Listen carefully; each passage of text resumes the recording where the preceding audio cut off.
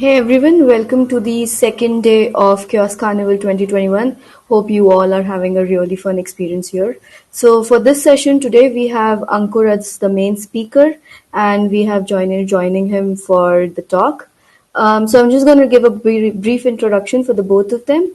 Ankur has more than 14 years of experience in IT spanning multiple organizations and has worked as an application developer for a number of years over different domains with different technologies. He has extensive experience in leading major development teams all around the globe.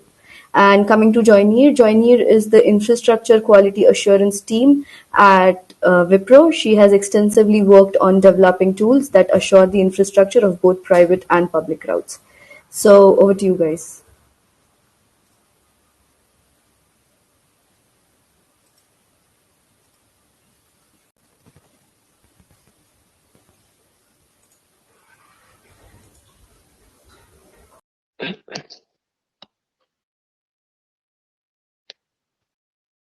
Hi, this is Ankur from Wipro, and today I'm going to talk about the reliability as a service as a framework, which is a framework that Wipro is is in design phase at this point in time.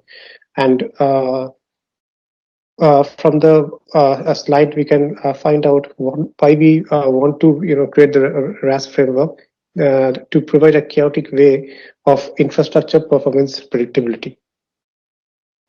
So I'll just take you through, a couple of slides before we land into one demonstration regarding the RAS framework. So first thing is why and what is reliability engineering?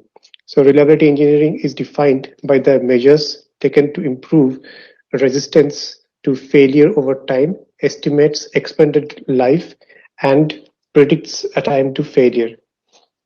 So what we are going to achieve through this is, for example, we have a system running for some time and hosting a few services. So before the system fails and we run into a disaster, we would like to know, what time the ballpark estimate of how long the system is going to perform at its peak, and then it's going to yield at some point in time. And before the time really, comes where the system fails, we should be equipped with the right disaster recovery strategy to make the applications hosted on the system resilient and highly available. So how do we plan to do that?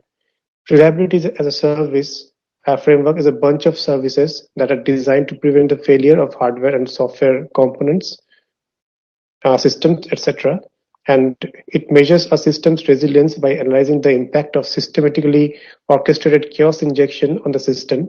So what we are trying to do as part of the RAS framework is provide a platform through which we can inject chaos in the particular infrastructure or the applications which are hosted on top of the infrastructure, and then the way the applications or the infra behaves to that particular chaos injection, with the reactions, we take into a lot of consideration, a lot of factors, a lot of attributes, and then provide our very um, exhaustive reliability score, which will help you gauge the infrastructure. For example, if you give a score of say 75 or 80%, we can be rest assured that the infrastructure is going to perform for some period of time, as opposed to something which is running at a 40% of reliability score. So Wipro's RAS framework evaluates a system with reliability scores, as mentioned already, calculated on basis of individual analysis of fault tolerance and the performance benchmarking attributes. So I will come to these points separately also in the next slide. Wipro RAS framework develops prognosis and health assessment of infrastructure components. So before the system really fails, either the hardware or the software part of it, with the systematic chaos injection and the analytics of the results that we have received from the reports of the chaos, we can find out at what point in time the system is going to fail. So the progresses of the health assessment is something that helps us into landing into a ballpark estimate of what point in time we will probably have the DR strategy triggered for a particular system, because some of the software, the hardware components of the system is going to fail. The test elements are typically, the areas that we are trying to, plan a chaos. Before that, Wipro's RAS framework is fondly called as IAssure. And we are going to target the compute, memory, storage, network, operating system, middleware, and applications. We are going to leave no stone unturned while we go ahead with our chaos experiments. So there will be experiments written to kind of go and disturb every part of the system, including the infrastructure as well as the applications running on top of the infra. So what are we going to do as part of the approach? Set boundaries and define scope across all test elements. So that is like, what part of the, basically a blast radius kind of a thing, what part of the infrastructure are we going to target? Because we, especially during for a QA or a production or a demonstration UAT, this kind of environments, we cannot provide 100% of the infrastructure as the blast radius. So we have to define our blast radius with the help of some tags, and then with that we will identify the critical process and activities, and then launch the chaos. So what will be the parameters while we are launching the chaos? First, the test elements. What part of the infrastructure we are going to target? For example, if it can be a compute, it can be the memory, it can be a storage, network, any place, any component of the infrastructure. Then the chaos experiments. What kind of chaos? For example, I want to take down one VM. I want to stress the compute to that extent that it will kind of block any kind of other requests coming in and processing the other requests. So how the infrastructure behaves with this kind of chaos. Then the infrastructural specifications. So this is a platform agnostic, framework which can kind of generate chaos everywhere.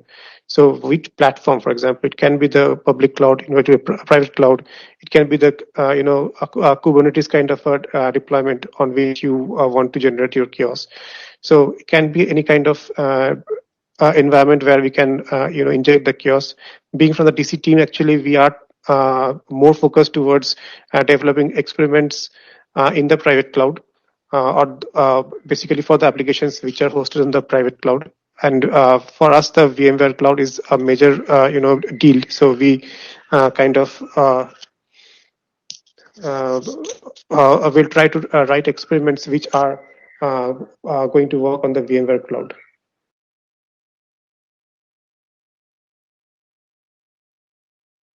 So these all are kind of fed into the Azure factory, which will run the experiments, which is having the mechanism to run the experiments and generate the output out of that.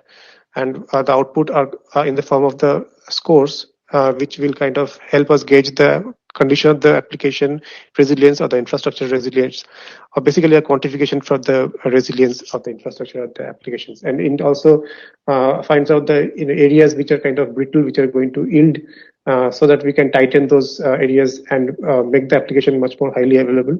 And also the SLA adherence. For example, if we are in an SLA, for example, 99.99% availability of the application. So with these kind of chaos experiments, we can emulate a real world scenario where a failure is going and infesting the production environment. And whether as part of the failure, we are still sustaining an SLA of 100 or 99.99% of availability of the applications. So these kind of things we can test beforehand, before actually we encounter any kind of unforeseen scenarios or untoward scenarios in the production environment. What are the features of the IAssure platform? So the platform, as I mentioned, is the agnostic chaos injection, and then task-based automation through scripts and playbooks. So there are different technologies which are kind of entertained in the chaos injection mechanism. So two of them are Golang and Python. We also can write Ansible playbooks for the chaos injection. Historical data storage, I will come back to this, why we need the historical data, or why we are saving the historical data. Custom chaos integration through Litmus portal. So the Litmus portal is actually the centrifuge or the fulcrum of the entire thing, where by default there are experiments onboarded through the Litmus Chaos Hub, And also it has the provision by means of which we can integrate or onboard custom chaos experiments that we are writing for the VMware at this point in time. So the kind of experiments, for example, we are trying to write are like CPU memory or disk IO faults, NIC faults, VM vCenter VM state change faults, file handle leaks, kernel panic, and network packet delay and packet loss. These are just a few, and there could be many more. And with custom applications coming in, there will be lots and lots of chaos tests. I'm sure will be written for the applications itself. The outcome will be the quantification of the infrastructure application resilience and early prognosis of device failure. I've already come to or covered all these topics, and continuous feedback and improvement at every stage in release cycle. So we get a feedback, or we get to know the pain point of a particular infrastructure. We tighten the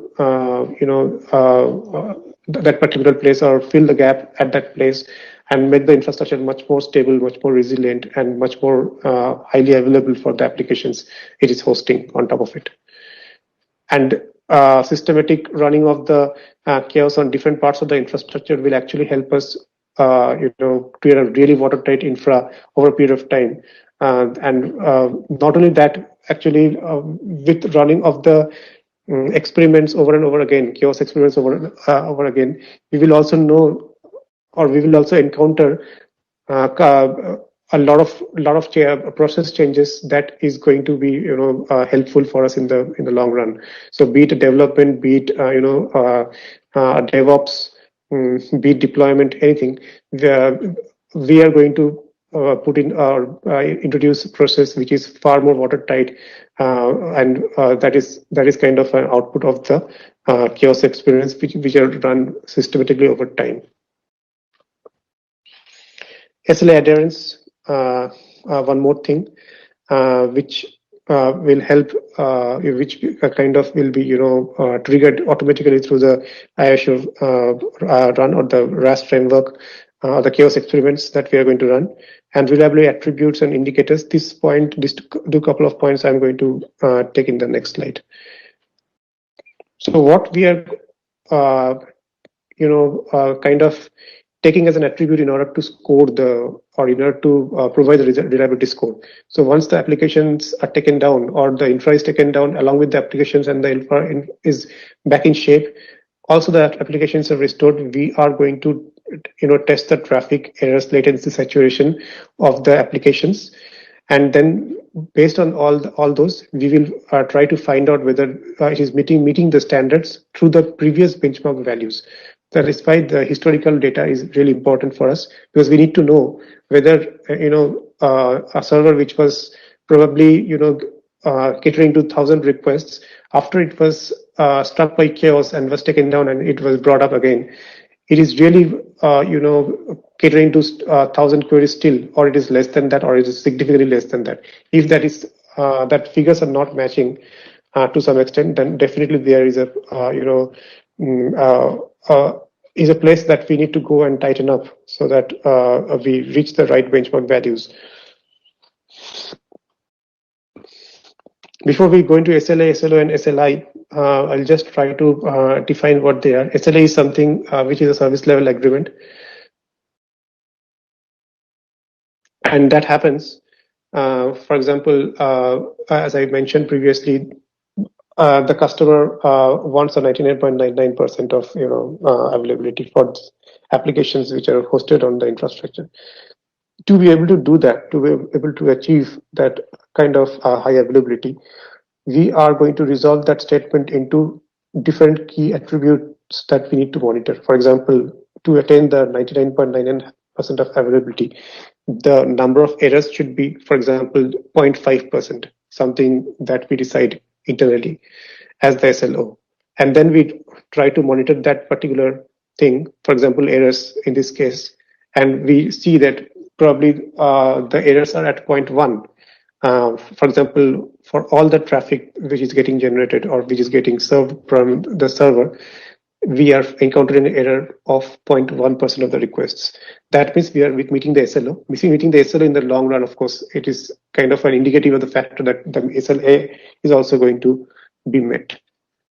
So all these are actually certain criteria that the chaos will help us, kind of find out with systematic generation of, or basically systematic the way of putting the environment or the infrastructure or the entire setup under unfavorable conditions, and then seeing how the unfavorable conditions, or basically how the infrastructure is reactive to the unfavorable conditions.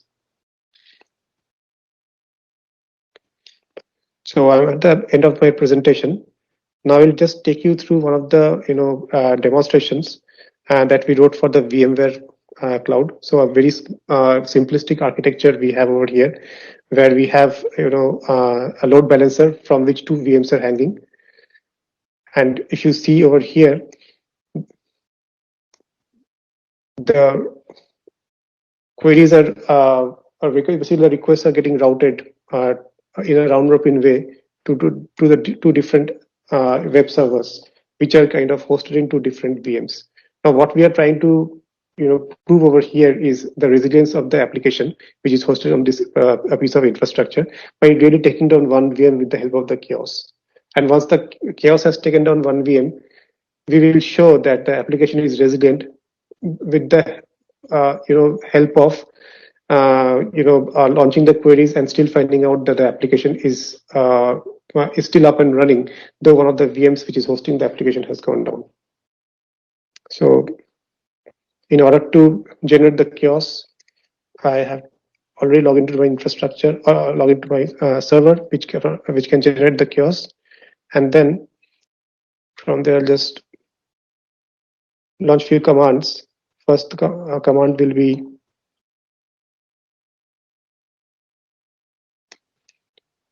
creating the experiment. Once the experiment YAML is launched, I'll just check whether the experiment is running or not. So here we'll see a VM resilience experiment is running.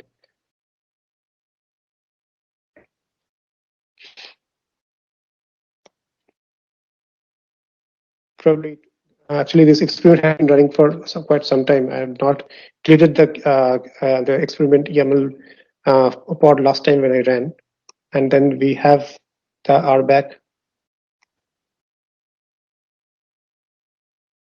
which will generate some service accounts and some roles and bind the roles with the service accounts, and then finally the most important one, which is the engine YAML.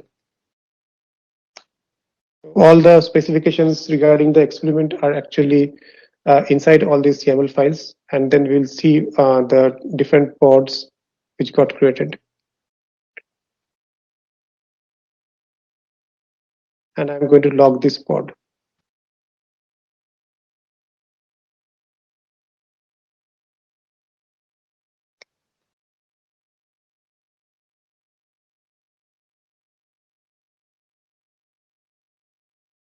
So after this, we'll just wait for the VM getting logged off. Here we have seen that the VM is logged off, and we'll pause for 60 seconds. That means for the 60 seconds, the traffic will not be routed through one of the VMs. So that is something that we are going to show you over this experiment. So we have the MyWeb2, and then we are always the traffic is coming from MyWeb2. If you see over here, previously it was not happening like that. The load balancer was successfully routing it to the two different servers in a round robin way, and because we wanted to know from which servers the response is coming, we have changed the static HTML file to a certain extent, so that we can obviously see from where the response had been sent. So we are still seeing that it is from the MyWeb2. And in the meanwhile, I'll also keep checking the status of the experiment. And the experiment, if I see, has been over and the failure is 0 and everything is fine. So that means one of the server that was taken down is now up, and let me check, from where the traffic is coming. Now we have the traffic coming from my web one again, and we are in the same as this state when we started the experiment, where the traffic was getting routed in a round robin way to two different web servers hanging from the load balancer. So with this experiment, we proved that though there could be a difference in the latency, but still there is no way that the application which is hosted at this point in time is going to fail, or the page is not getting rendered because of one of the VMs being taken down.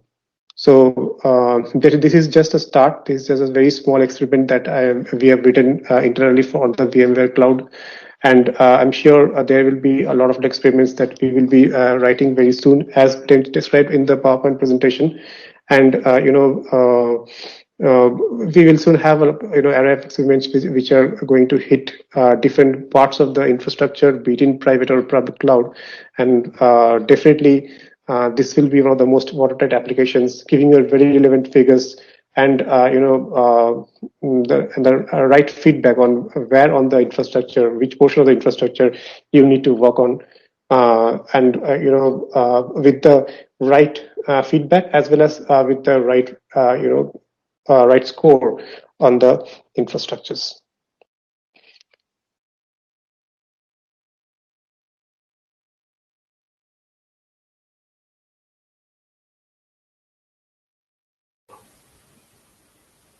Hey Ankur, hey Joyneer, that was a great session. So we do have a question for you. Can you briefly explain the ways you use to extend or write the experiment for VMware using Litmus? And are you also planning to submit this back to Litmus Hub?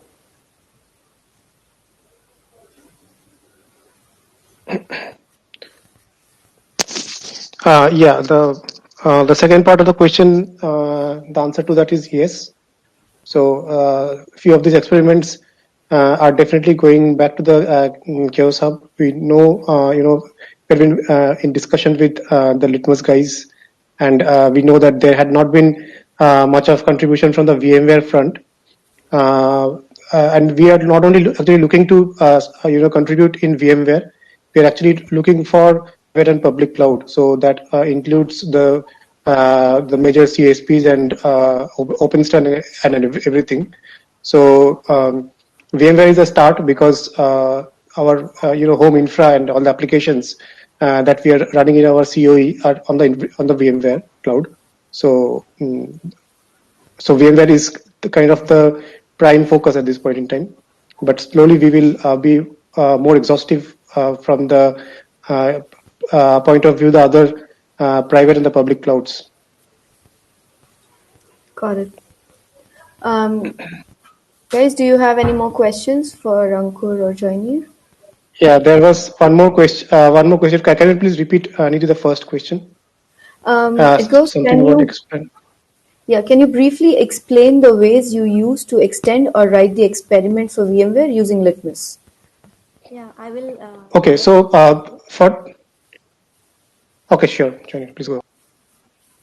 Yeah, for this writing this experiment, we are using Ansible as of now, and we are using standard VMware APIs to connect to the VMware environment. So, there are other languages also which we will be using as per the requirement.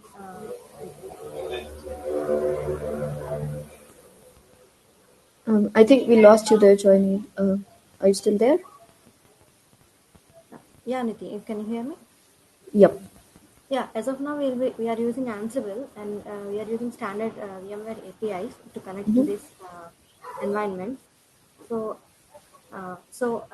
coming up, like there are like Python and Golang, other languages which we can use, and we'll be using those as per the requirement. Got it. To add to that, actually, we regularly meet inside, our COE meetings to kind of discuss between architects what experiments we are going to write and what is that that is going to help us. And there are many tools that we discuss. For example, for chaos, we have some certain tools like for network chaos, we can use a tool called IPOF, and for storage chaos, we can use something called IOZone. So these kind of tools that we can, or whatever we can, bring into a picture, and what kind of design that we need to kind of tweak on the Litmus to be able to accommodate those experiments. So, and basically, what kind of experiments we need to be able to help the larger community who is looking to use the chaos in their infrastructures or in their setup. So these kind of discussions keep on happening internally as well as the cloud, chaos native team. So that helps us kind of land into basically a lake of data, which helps us into finding out what next we write from the perspective of experiments. Got it. All right, guys. So we will end the session now. If you guys have more questions for Joyneer or Ankur, you can join our Slack channel. We also have a session-specific Slack channel for these, and you can interact with the speakers there. Thanks. Thanks, everyone.